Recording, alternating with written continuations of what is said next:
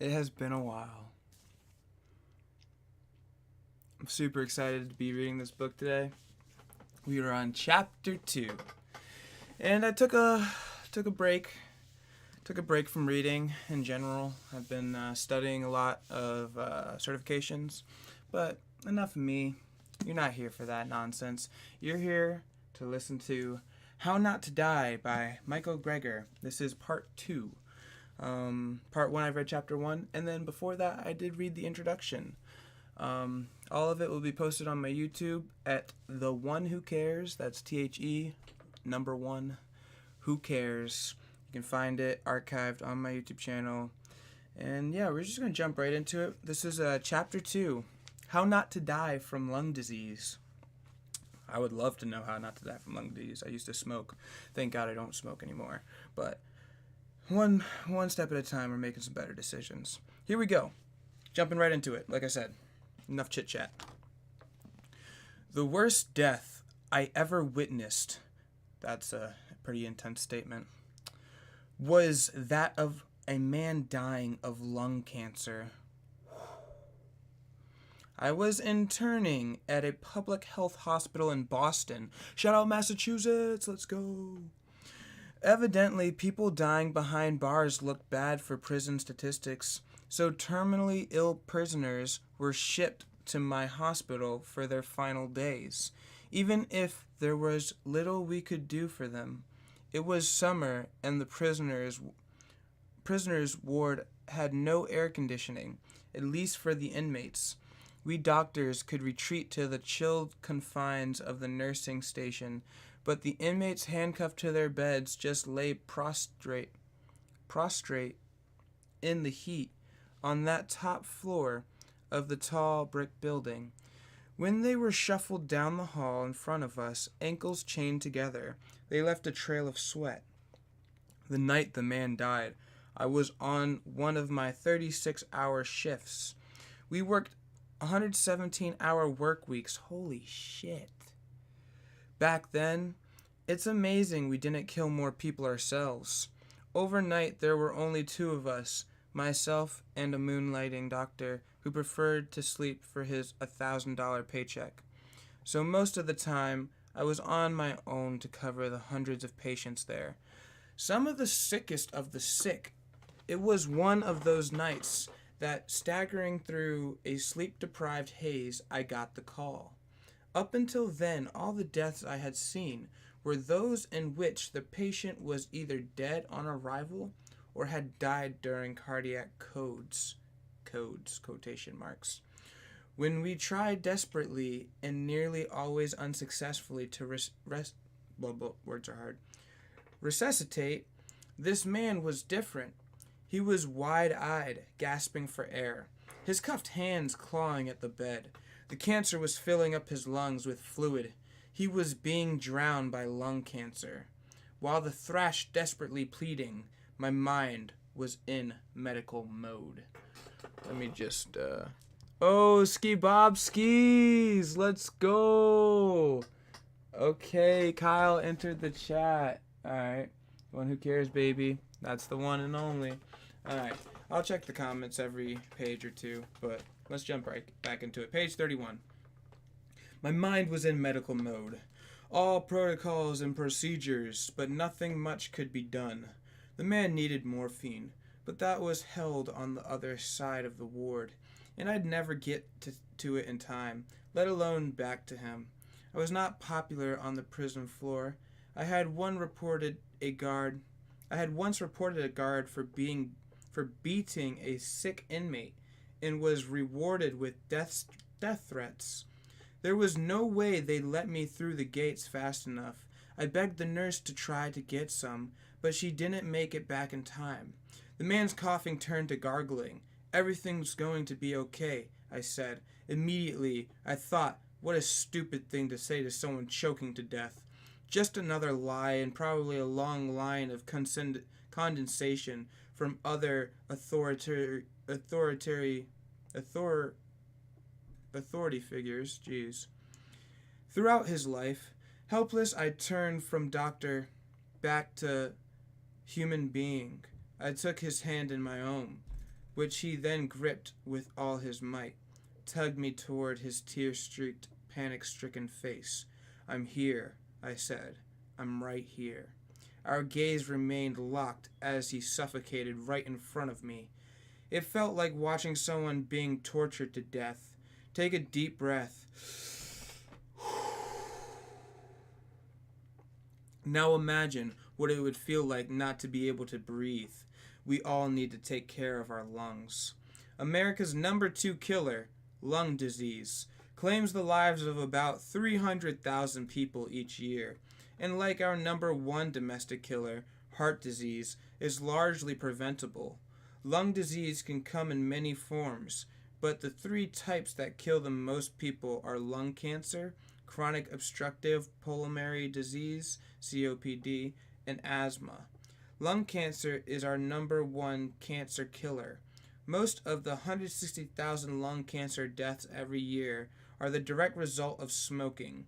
However, a healthy diet may help mitigate the DNA-damaging effects of tobacco smoke, as well as perhaps help prevent lung cancer from spreading.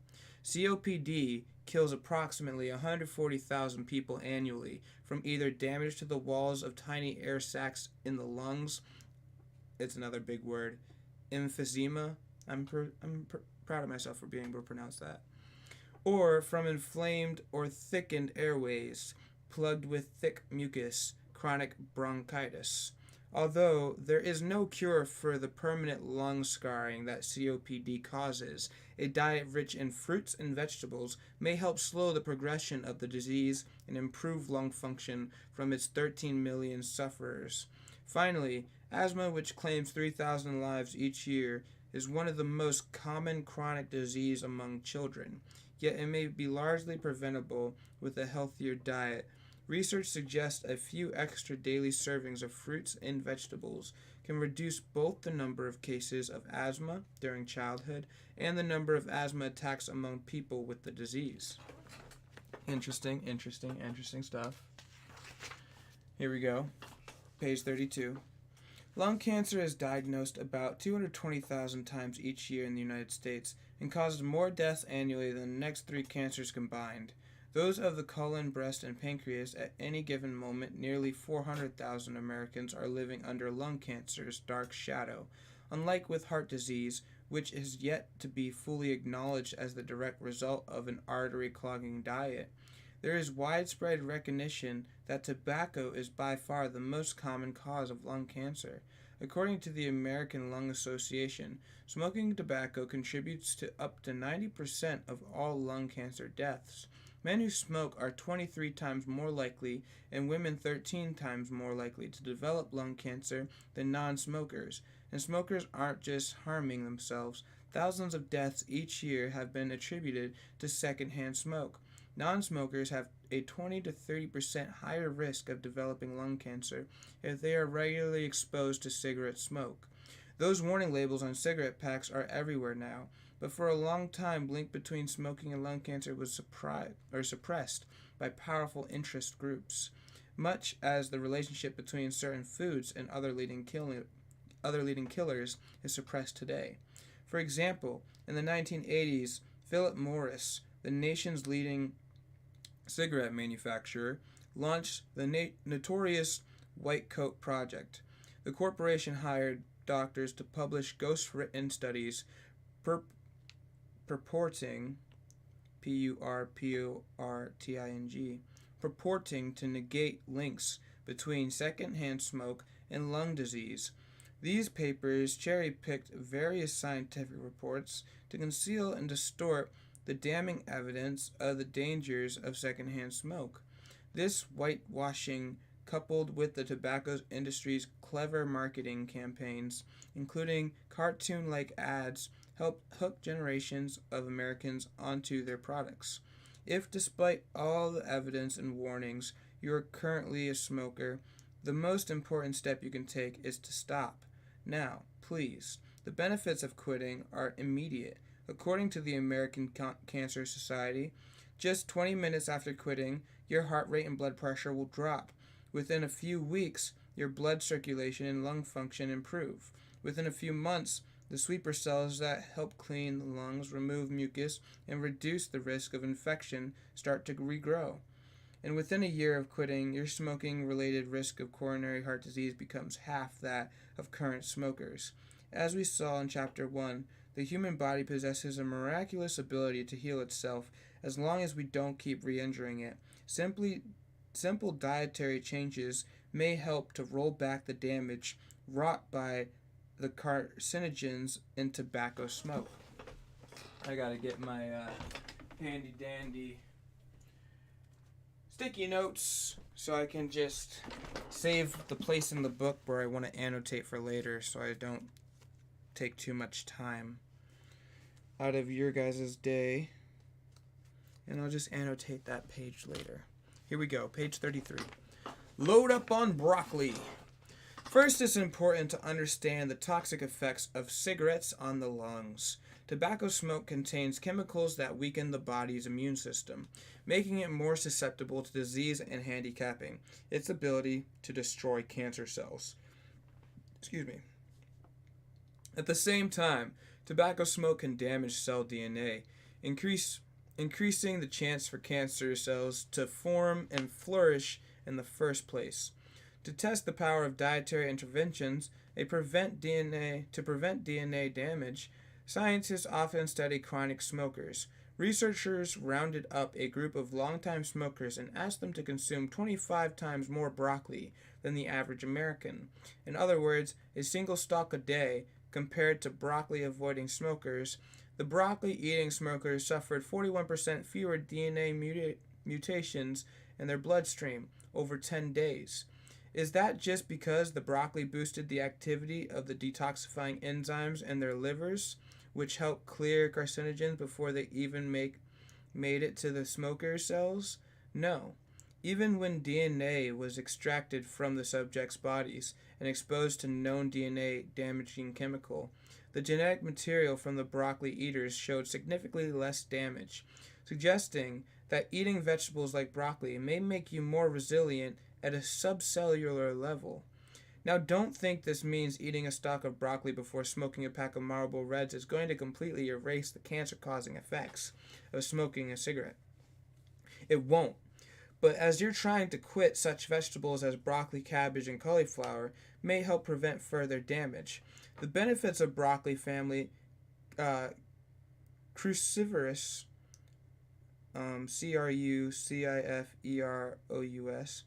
cruciferous vegetables may not stop there. While breast cancer is the most common internal cancer among American women, lung cancer is actually their number one killer.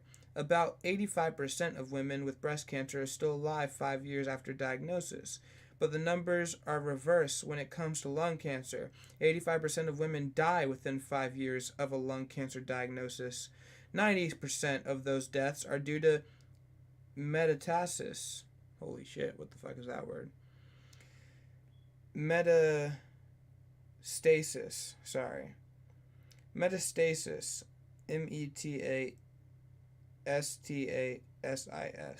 The spread of the cancer to the other parts of the body.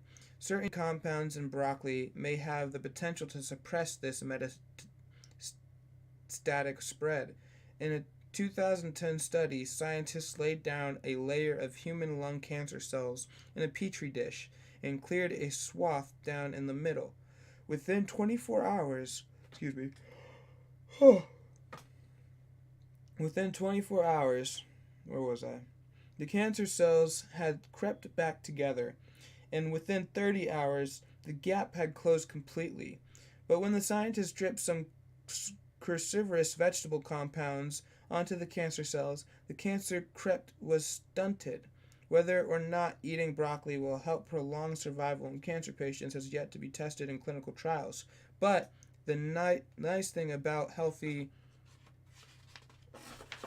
someone wrote a comment. What do we got here? Love it, but gotta go. Text me if you want to hike Thursday. Let's go in New Hampshire. Let's go. I want to go on a hike. Sweet. Alright,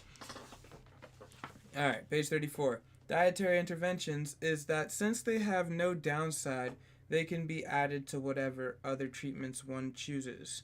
Smoking versus kale. Researchers have found that kale, the dark green leafy vegetable dubbed the queen of greens, might help control cholesterol levels. Researchers took 30 men with high cholesterol and had them consume 3 to 4 shots of kale juice a day for 3 months. That's like eating 30 pounds worth of kale, or the amount the average American consumes in about a century. So, what happened? Did they turn green and start to photosynthesize? No. What the kale did do was substantially lower their bad LDL cholesterol and boost their good HDL cholesterol, as much as running 300 miles. Wow.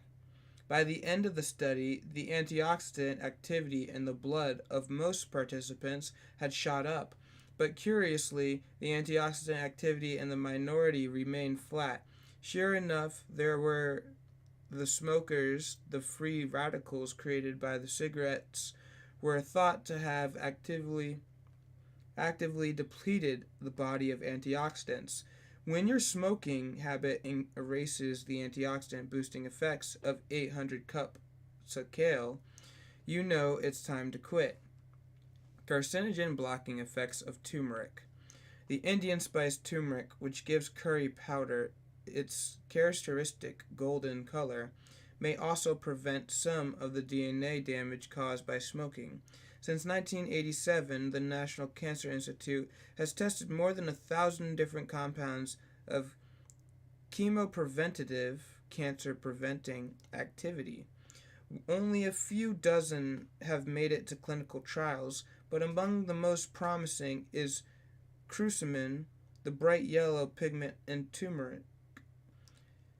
Chemopreventive agents can be classified into different subgroups based on which stage of cancer developed they help to fight. Carcinogen blockers and antioxidants help prevent the initial triggering DNA mutation, and anti-proliferatives work by keeping tumors from growing and spreading. Crucimin, Curcumin, I know I'm not pronouncing that right, is special in that it appears to belong to all three groups, meaning it may potentially help prevent and or arrest cancer cell growth.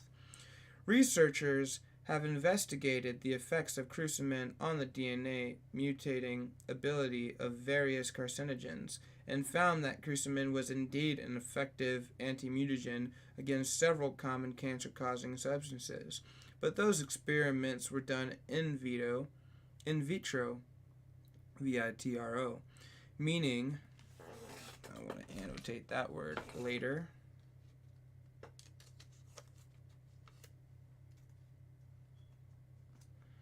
meaning effectively in a laboratory, test tubes. After all, it wouldn't be ethical to expose humans to nasty carcinogens to observe whether they got cancer. However, someone got the bright idea of finding a group of people who already of their own accord had carcinogen coursing through their veins. Smokers. One way to measure the level of DNA mutating chemicals in people's bodies is dripping their urine on bacteria growing in a petri dish.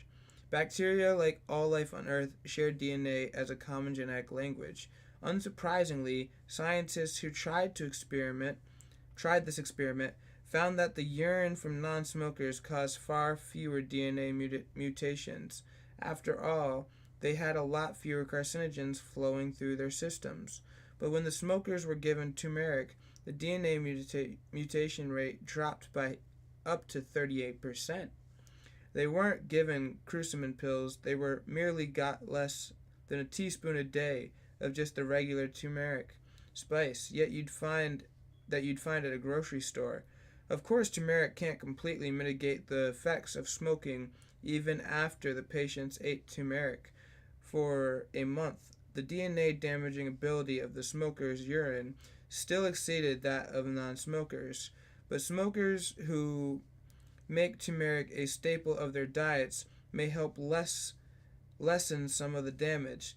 The anti-cancer effects of crucimin extend beyond its ability to potentially prevent DNA mutations. It also appears to help regulate programmed cell death. Your cells are programmed to die naturally, to make way for fresh cells through a process known as apoptosis. Apoptosis. The Greek ptosis, falling, and apo, away from. In a sense, your body is rebuilding itself every few months with the building materials you provide it through your diet. Some cells, however, overstay their welcome, namely cancer cells. By somehow disabling their own suicide mechanisms, they don't die when they're supposed to. Because they continue to thrive and divide, cancer cells can eventually form tumors and potentially spread throughout the body. So how does this crucimin affect this process? It appears to have the ability to reprogram the self-destruct mechanism back into cancer cells. All cells contain so-called death receptors that trigger the self-destructive sequence, but cancer cells can disable their own death receptors. Crucimin, however, appears able to reactivate them. Crucimin can also kill cancer cells directly by activating execution enzymes called caspases. CAPASES.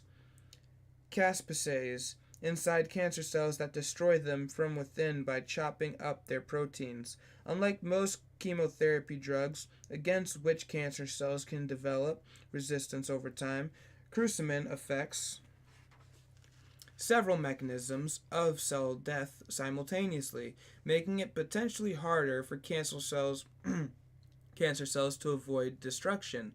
Crucimin has been found to be effective against a variety of other cancer cells. Oh, what's up? Cool. And in vitro, including those of the breast, brain, blood, colon, kidney, liver, lungs, and skin. For reasons not fully understood, crucimin seems to leave non-cancerous cells alone. Unfortunately, turmeric, however you want to pronounce it, potato, tomato, has yet to be tested in clinical trials for the prevention or treatment of lung cancer, but with no downside at culinary doses, I suggest trying to find ways. I'm extra tired today. Been a long day. Trying to find ways to incorporate the spice into your diet. I offer a number of suggestions in part 2. Dietary secondhand smoke. Though the majority of lung cancer is attributed to smoking, approximately a quarter of all cases occur in people who've never smoked. Although some of these cases are due to secondhand smoke, another contributing cause may be another potential carcinogenic plume, fumes from frying. When fat is heated to frying temperatures, whether it be animal fat, such as lard, or plant fat, such as vegetable oil, toxic volatile chemicals with mutagenic properties, those able to cause genetic mutations, are released into the air. This happens even before the smoke point. Temperature is reached. If you do fry at home, good ventilation in the kitchen may reduce lung cancer risk. Cancer risk may also depend on what is being fried. A study of women in China found that smokers who stir-fried meat every day had nearly 3 times the odds of lung cancer compared to smokers who stir-fried food other than meat on a daily basis. This is thought to be because of a group of carcinogens called words are so hard. Heterocyclic amines. HETEROCYLIC space AMINES that are formed when the muscle tissue is subject to higher temperatures. We'll talk more about this in chapter 11. The effects of meat fumes can be hard to separate from the effects of eating the meat itself. but a recent study on pregnant women and barbecuing attempted to tease them out when meat is grilled. Polycyclic aromatic hydrocarbons, PAHs, are also produced on one of the probable carcinogens in cigarette smoke. The researchers discovered that not only was the ingestion of grilled meat in the third trimester associated with smaller birth weights, mothers merely exposed to the fumes tended to give birth to babies with a birth weight deficit. Exposure to the fumes was also associated with a smaller head size. An indicator of brain volume, air pollution studies suggest parental exposure to polycyclic aromatic hydrocarbons may then translate into adverse effects on children's future cognitive development, as manifested by a significant lower IQ. Even just living next to a restaurant may pose a health hazard. Scientists estimate the lifetime cancer risk among those residing near the exhaust outlets at Chinese restaurants, American restaurants, and barbecue joints, while exposure to fumes from all three types of restaurants resulted in exposure to unsafe levels of PAHs. The Chinese restaurant provided to be the worst. This is thought to be due to the amount of fish being cooked, as the fumes from pan-fried fish have been found to contain high levels of PAHs, capable of damaging the DNA of human lung cells. Given the excess cancer risk, the researchers concluded that it wouldn't be safe to live near the exhaust of a Chinese restaurant for more than a day or two a month. What about that enticing aroma of sizzling bacon? The fumes produced by frying bacon contain a class of carcinogens called nitrosamines, nitrosamines. Although all meat may release potential carcinogenic fumes, processed meat like bacon may be the worst. A UC Davis study found that bacon fumes cause about 4 times more DNA mutations than the fumes from beef patties fried at a similar temperature. What about tempeh bacon, TEMPEH bacon? Tempeh is a fermented soybean product used to make a variety of meat substitutes. Research compared the DNA mutating effects of the fumes from frying bacon and beef to tempeh. The bacon and burger fumes were mutagenic, but the tempeh fumes were not. Nevertheless, it is still not a good idea to eat fried foods, though no DNA changes were detected after exposure to tempeh smoke. The fried tempeh itself, definitely not pronouncing that word right, did cause some DNA mutations, though 45 times fewer than the beef and 346 times fewer than the bacon.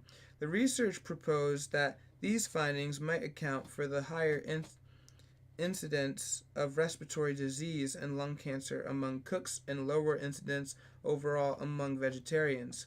If you do not need to be around frying bacon or eggs, it won't be safer to limit your exposure by using a backyard grill. Studies show that the number of particles deposited into the lungs increased by a factor of 10 when frying indoors versus outdoors. Chronic obstructive pulmonary disease. Chronic obstructive pulmonary disease, COPD, such as emphysema and chronic bronchitis, is a condition that makes it difficult to breathe and get worse and worse over time. In addition to shortness of breath, COPD can cause severe coughing, excess mucus production, wheezing, and chest tightness.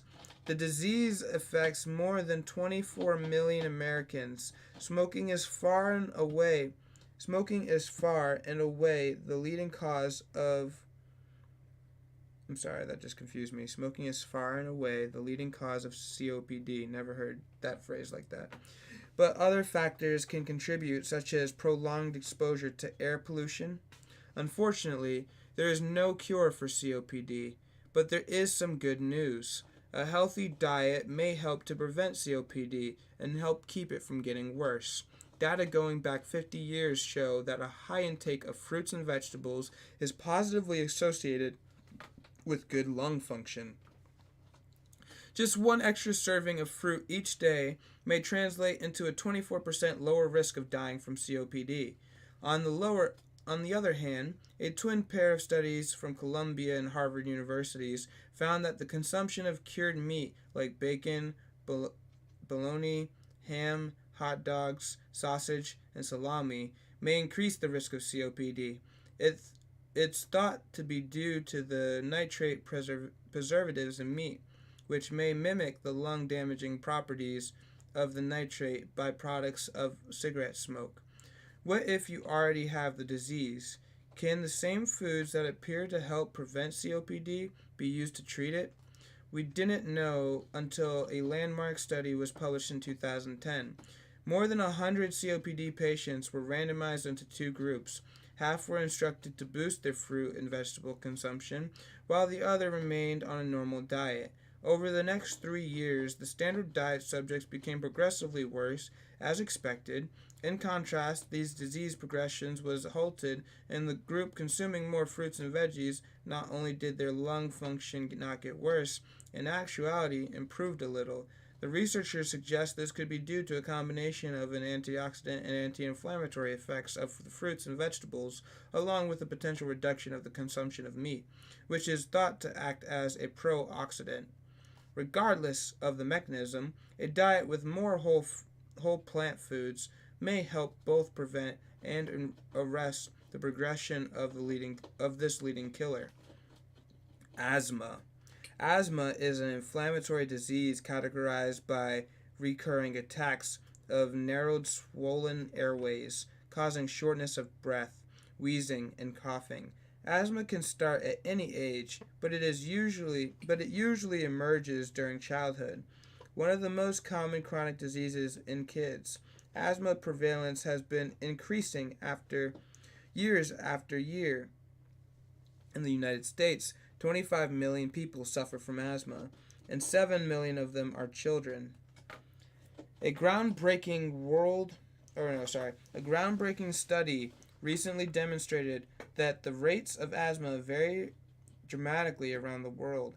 The International Study of Asthma and Allergies in Childhood followed more than 1 million children in nearly 100 countries, making it the most comprehensive survey ever undertaken of this disease. The study found a 20-fold to 60-fold difference in the prevalence of asthma, allergies, and eczema.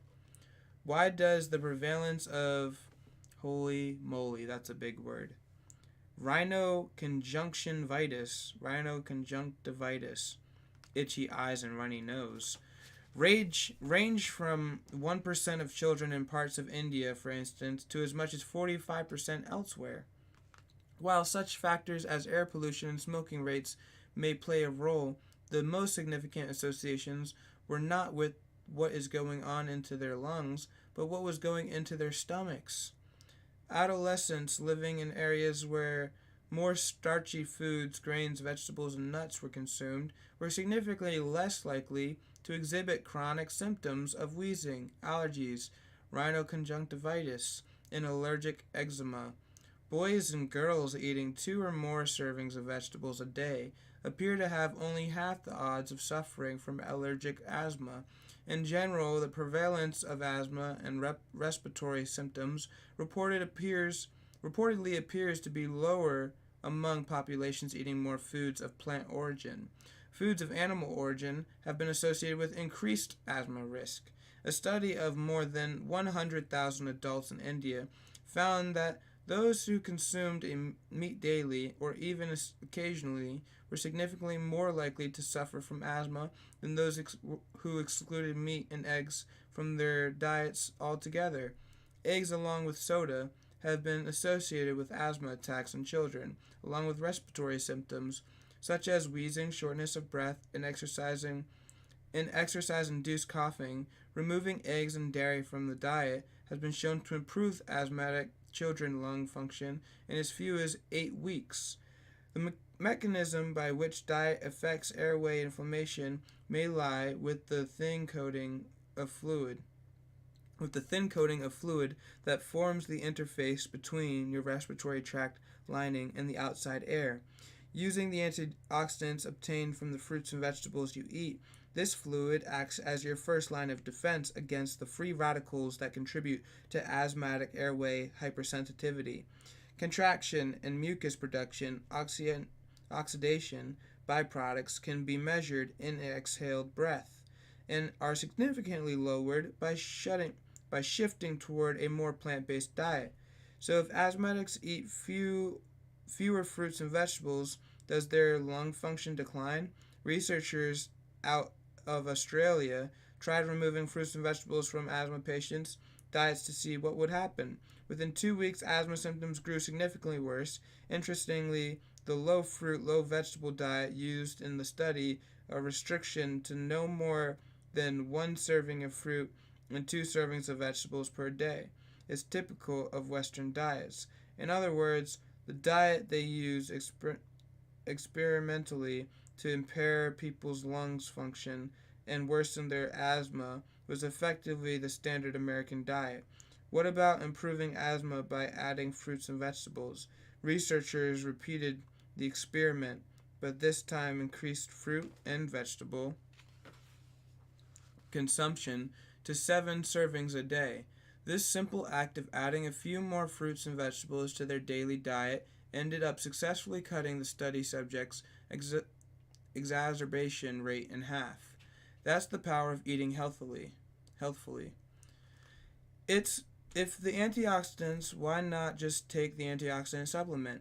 After all, popping a pill is easier than eating an apple. The reason is simple. Supplements don't appear to work.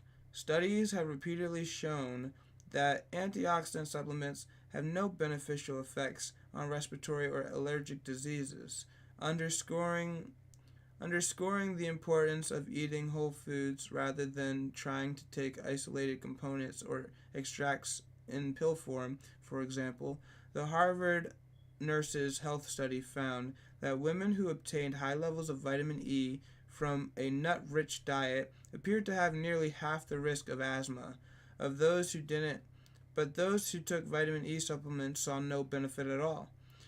Who do you think did better? A group of asthma patients who ate 7 servings a day of fruits and vegetables, or a group who ate 3 servings plus 15 serving equivalents in pill form? Sure enough, the pills didn't seem to help at all. Improvements in lung function and asthma control were evident only after subjects increased their actual fruit and vegetable intake, strongly suggesting that consuming whole foods is paramount. If adding a few daily servings of fruit and vegetables can have such a significant effect, what if asthma sufferers were put on a diet composed entirely of plant foods? Researchers in Sweden decided to test out a strictly plant-based diet on a group of severely asthmatics who weren't getting better despite their best medical therapies. 35 patients with long-established physicians verified asthma, 20 of whom had been admitted to hospitals for acute attack during the previous 2 years. One patient had received emergency intravenous intravenous infusions a total of 23 times. Another reported he had been hospitalized more than 100 times, and one subject had even suffered a cardiac arrest after an attack and had to be revived and placed on a ventilator. These were some pretty serious cases. Of the 24 patients who stuck with the plant-based diet, 70% improved after 4 months and 90% improved within 1 year. And these were all people who had experienced no improvement in their conditions at all in the year prior to switching to a plant-based diet. Within just 1 year of eating healthier, all but 2 patients were able to drop their dose of asthma medication or get off their steroids and other drugs altogether. Objective measures like lung function and physical working capacity improved. Meanwhile, subjectively, some patients said their improvement was so considerable that they felt like they had a new life. There was no control group, so the placebo effect may have accounted for some of the improvement, but the nice thing about the healthier diet is that there are only good side effects. In addition to improvements in their asthma control, the study subjects lost an average of 18 pounds, and their cholesterol and blood pressure got better. From a risk-benefit standpoint, then it's definitely worth giving a plant-based diet a try. The most lethal lung disease vary widely in presentation and prognosis. As noted, smoking is far and away the leading cause of lung cancer and COPD, but diseases like asthma typically develop during childhood and can be associated with a range of contributing factors, such as low birth weight and frequent respiratory infections. While quitting smoking remains the most effective way to ward off the worst kinds of lung disease, we can also help the body bolster its defenses by eating a diet rich in protective plant foods. The same kind of diet that appears to help severe asthmatics may also help prevent all three diseases from occurring in the first place. If you are one of the millions of Americans who already suffer from lung disease, quitting smoking and changing your diet can still make a difference. It's never too late to start living and eating healthier. The restorative powers of the human body are remarkable, but your body needs your help. By including foods that contain cancer-fighting compounds and loading up on antioxidant-rich foods and veggies, you may be able to strengthen your respiratory defenses and breathe easier. In my clinical practice, whatever I felt under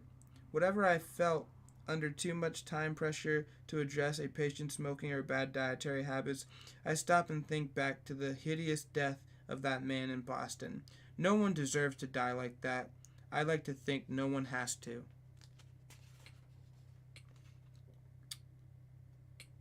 And yeah, that is chapter 2.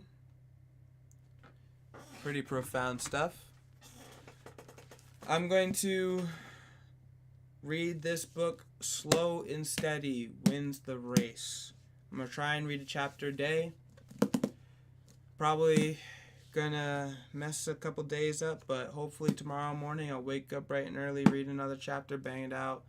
And yeah, I am really enjoying this book and all the foods it's telling me to eat. The turmeric, the Brazil nuts to lower bad cholesterol, LDL cholesterol, and boost good cholesterol, HDL cholesterol. So nothing but good stuff so far, in my opinion. But hey, this has been How Not to Die by Dr. Michael Greger, and I highly suggest you check it out. He also has another book called How Not to Diet. So that's one in the future I will be reading as well. But yeah, we're going to end it here. Hope you guys enjoyed. Like, subscribe, all that fun jazz. I'd appreciate it for your support. Take it easy. Stay positive. Stay blessed. Stay happy. Stay anything you want to be, because you can do anything you set your mind to. Y'all are beautiful. Peace. All my life I just want another chance to give it all. So tell me girl who you are. Just when I thought I'm speaking to myself, I've seen something that is floating across that edge. Is it possible that God has been with me the whole time on this broken set? Just wanna be heard above the world.